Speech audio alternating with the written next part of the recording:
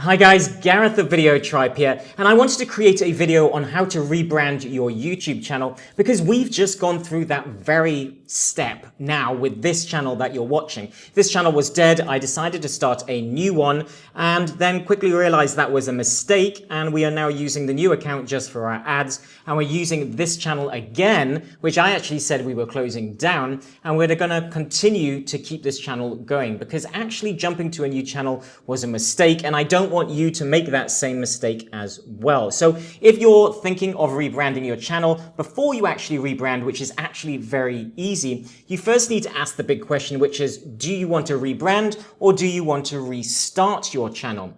So there's 5 things I want you to think about. The first one is the niche similar that you're moving to the niche that your channel is currently on? So it doesn't matter if your channel is dead right now or you haven't really used it.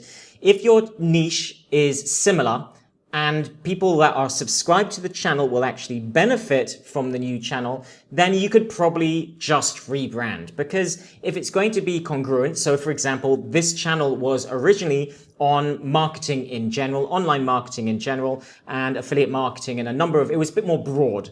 Whereas now we're focusing more on just YouTube marketing and also on course creation. So it's still very similar, it's very congruent, and there were actually videos on all of these subjects before, so people were interested in it, and enough of our subscriber base should be interested in it to make it worth us keeping this channel, bringing some of those subscribers back to life. But rather than starting from zero again, it was beneficial to us. So if your niche is similar, then great. You should keep going, stick to that channel and rebrand. And I'll mention what you need to think about next after these points. But you also want to make sure that you're not going to the effort of trying to keep a channel if you only have a few subscribers. Now, if you only have a few subscribers, then you might as well just start a brand new channel because you're going to be able to start from scratch. The difference between a very, very small channel and a completely new channel is minimal. So you really want to have more than, I'd say, 500 subscribers to make it worth the extra effort of trying to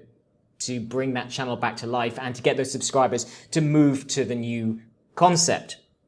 Point number 2 is you need to ask yourself, are you going for search traffic or do you want to build a loyal base of subscribers? Now, what do I mean by this? Basically, if you're going to be engaging with your audience more and you're sticking to a particular topic, I've used this example before, but perhaps your channel is on Harry Potter, then you're probably going to be having a very loyal and engaged audience who really want to share and get involved in the comments on everything to do with Harry Potter, and they're going to love each and every video you upload, and the engagement of your audience is going to be very, very valuable to you.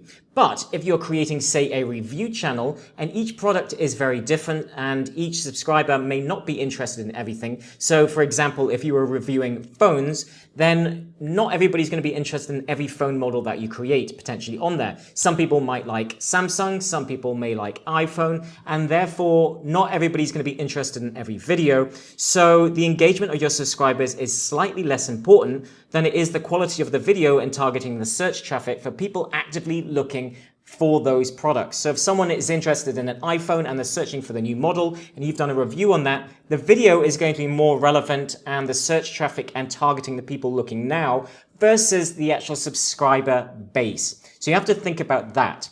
So basically, when you are looking to create a new channel, you have to grow from scratch. So if you have an existing channel, let's say, for example, like this one has a couple of thousand subscribers, that's going to put you higher up in the rankings to be able to get more better rankings for search traffic. I'm going to be able to rank for better keywords, get more views for each and every video I create.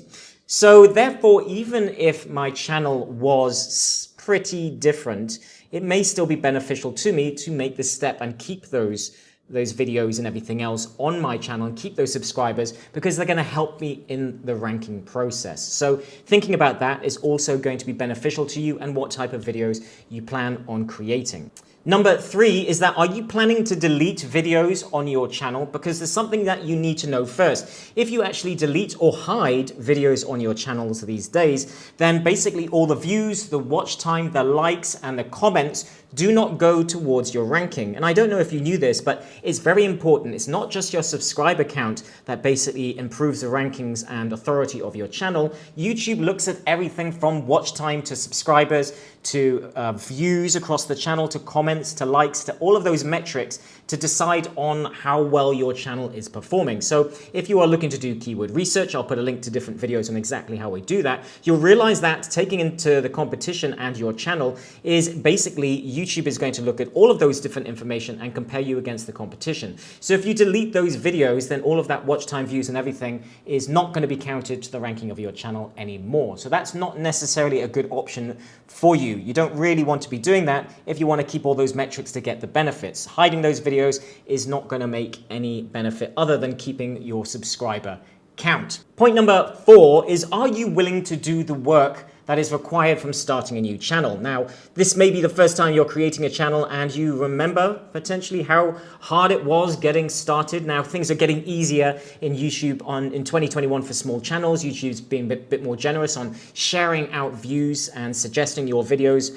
But what you need to realize is that really in at least the first few months, perhaps even the first 6 months, you need to commit to creating a lot of videos to get that channel to get momentum. However, the same could be said that if your channel was now dead and you hadn't used it for, say, a year, then bringing that channel back to life would also require you creating a lot of content, but probably still not quite as much as creating a new channel. So if you are creating a new channel and you still think after all the other points I've just said that you still want to go to the steps to create a new channel, ask yourself, are you willing to commit to creating many videos to get that channel to grow quickly and much quicker than it would be keeping the existing channel? Point number 5, I would recommend that you be absolutely 100% sure of the new direction you want to take the channel in. So if you know exactly what you want to do and you've decided on the direction that you want to head in, don't just guess and keep swinging around. Now, channels that keep changing their niche will lose the subscribers and YouTube will not be sure of what your channel is about and your rankings will plummet. So it's fine to change your niche and it's fine to tweak direction when you get much, much bigger. But you don't want to be that sail in the wind that keeps changing direction every time a whim takes you. So be sure of the new direction, be clear in that, and then announce that to your audience. So now we're getting into the rebranding stage. If you, after all of those different points, decide you want to keep your channel and you are going to rebrand and you are going to continue, then the first thing you're going to want to do is announce it to your audience to be able to say, look, we're going to be rebranding. This is the new direction that we're going to be going in. If this is not for you, perhaps unsubscribe or give me some feedback in the comments to tell me what you think about my reasons about the new direction and the way we're going, and also say why you think it's going to be beneficial for them to be able to stick to it. There may be a reason why you're doing it, saying, I've realized that people are much more passionate about this and I actually want to dedicate more time to this. I will perhaps do videos on the other subject. So you could justify in the video, get their feedback and bring them along for the ride, or tell them to go away if they're not going to be interested in that, because you don't want dead subscribers on the channel. So don't be aggressive about it, but do take them with you along for the ride. Don't just rebrand and you can just rebrand if the channel is dead and not announce it. But if you do have some engagement with the audience, then try and take them along for the ride, because they will be engaged with the new videos and they'll be on board with the new message. And even better, they'll give you some feedback on the direction you're planning to head in. After that, rebranding your channel is actually relatively straightforward. What you're going to want to do is change the header banner itself to match your new brand and perhaps your new logo, and update and describe exactly what the channel is now going to be about.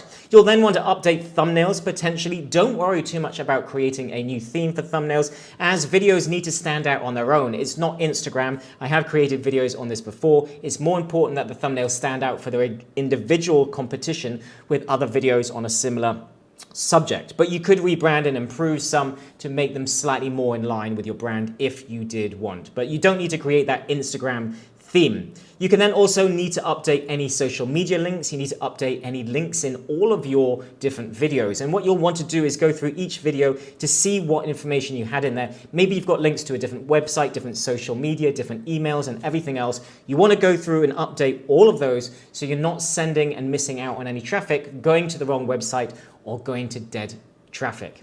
And that's it. That's as simple as it is to actually rebrand. It's more about the importance of knowing if you should rebrand or you shouldn't. Now, if you've got any questions regarding any of that, or you feel I've missed something on the rebranding side, or you still have a question on whether you should actually rebrand your channel, then ask in the comments below and I'll happily get back to you. And if you got value out of this video, then please hit the like button, as this helps us grow our channel and reach more people. Thanks for watching, and I'll see you inside the next training video.